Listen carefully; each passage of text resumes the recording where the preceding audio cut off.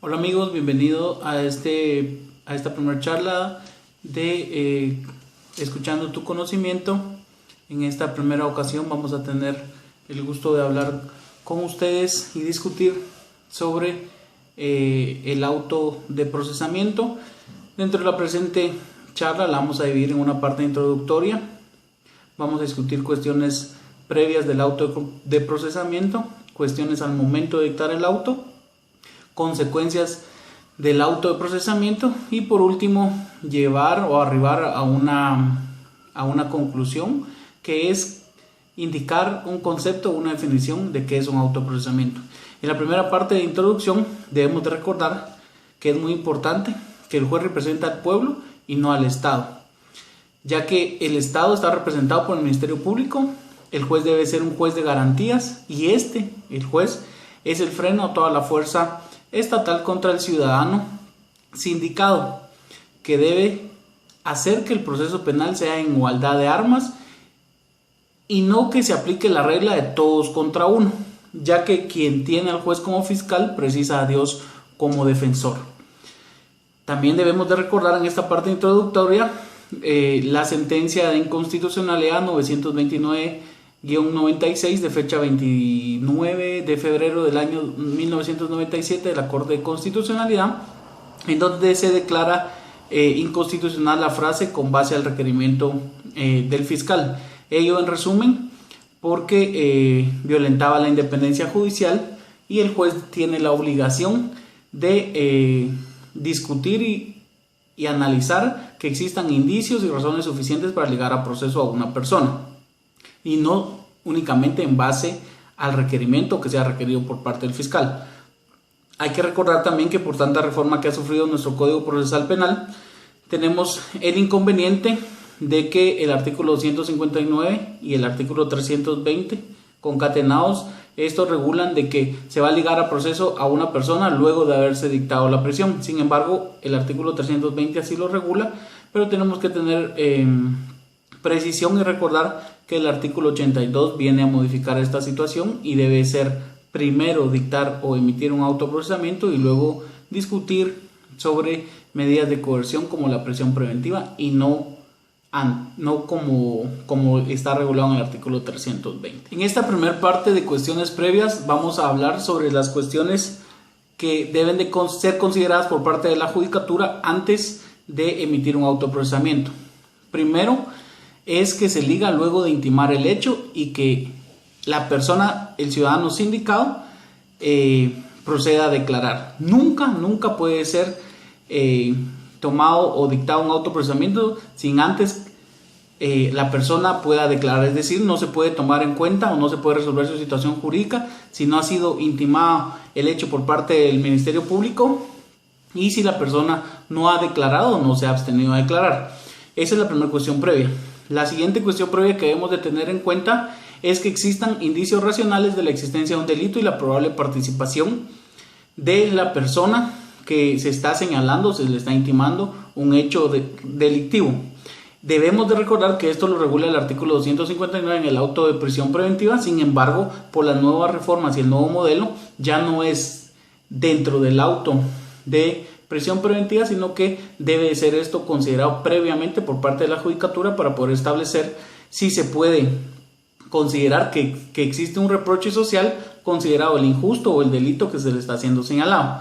Así también una cuestión previa es que el Ministerio Público debe de argumentar y demostrar la posibilidad de ligar a proceso a la persona, pero ya no es únicamente que el Ministerio Público lo solicite, sino que debe, como lo dice el artículo 82 en su inciso cuarto, debe de solicitar argumentando y demostrando. Ello, ¿cómo se hace? Con una argumentación y con los elementos indiciarios o de investigación preliminar que contenga la carpeta ministerial para considerar que la persona ha participado en el hecho delictivo que se le está señalando a él.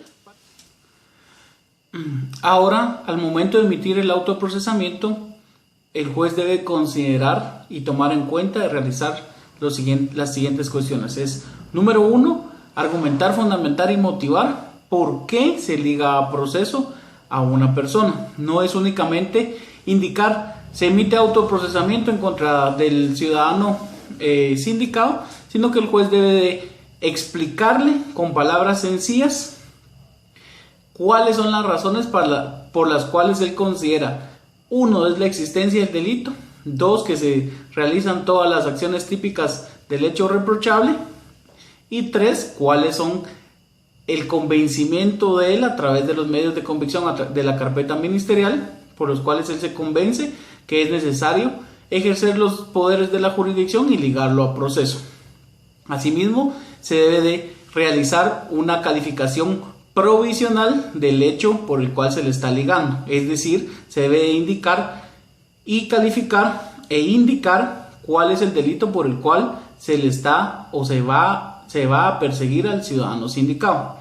Ello es muy importante recordar que la calificación es provisional, ya que, como lo veremos más adelante, las consecuencias es para que esta persona se pueda defender del hecho delictivo que se le está indicando, pero es provisional porque dentro de la etapa preparatoria, aún incluso en debate, la calificación del delito puede ser modificada, tal y como lo regula la sentencia 1108-2008 de la Corte de Constitucionalidad, la cual explica los momentos o estadios específicos del proceso penal en los cuales se puede cambiar o modificar la calificación jurídica. Por ello hay que recordar de que la calificación es de manera provisional.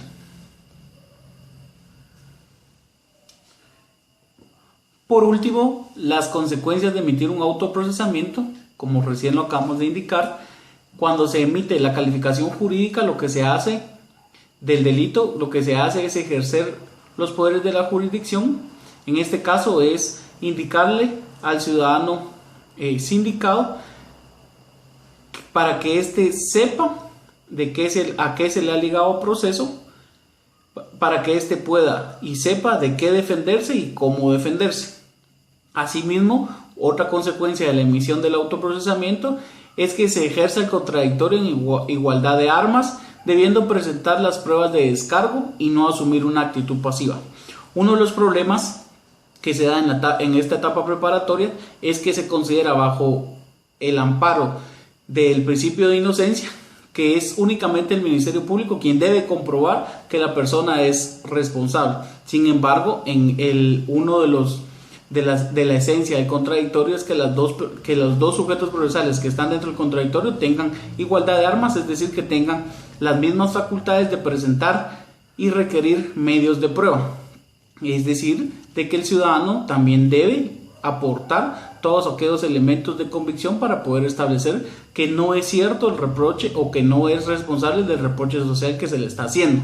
Por ello, es importante que se entienda que el contradictorio en esta fase preparatoria no es únicamente asumir una actitud pasiva. También, otra de las consecuencias del autoprocesamiento es emitir medidas de coerción. Ello lo hablaremos en otra ocasión, no en este momento. Otra consecuencia importante del autoprocesamiento es que desde ese momento de su emisión inicia el plazo para que se finalice o se realice la investigación. Por último, tenemos la consecuencia de la incidencia que tiene la emisión del autoprocesamiento en la acusación, ya que en el acto conclusivo la relación clara, precisa y circunstanciada de la acusación debe ser en base a la calificación otorgada en el auto de procesamiento. Como ya lo dijimos, incluso en esta etapa, pero lo vamos a hablar más adelante, puede modificarse en la etapa preparatoria de investigación o incluso en la etapa intermedia de discusión del acto conclusivo, pero es una consecuencia también del autoprocesamiento, la incidencia que tiene al momento de presentar la acusación. Para finalizar este primer microvideo, vamos a darle fin con poderles proporcionar una definición o concepto de lo que es un autoprocesamiento, lo cual no es nada fácil, pero nos aventuraremos y esperamos sus sugerencias en cuanto a la propuesta realizada. Consideramos que una adecuada definición del autoprocesamiento es una decisión judicial por medio de la cual se vincula a procedimiento penal a una persona, ya que se considera y demuestra la existencia y probable participación de el señalado en el hecho reprochable, haciéndole saber a este la calificación jurídica penal provisional con el objeto que dé inicio a su defensa y se resuelva su situación jurídica en un plazo razonable. Esa es la definición que tenemos nosotros y les proporcionamos como definición de un autoprocesamiento. Es así como damos por concluido este primer microvideo respecto al autoprocesamiento. Esperamos sus sugerencias y recomendaciones a través de nuestra página de Ágora Judicial y los esperamos ver en una próxima ocasión y agradecemos el tiempo que nos han escuchado. Bendiciones. Adiós.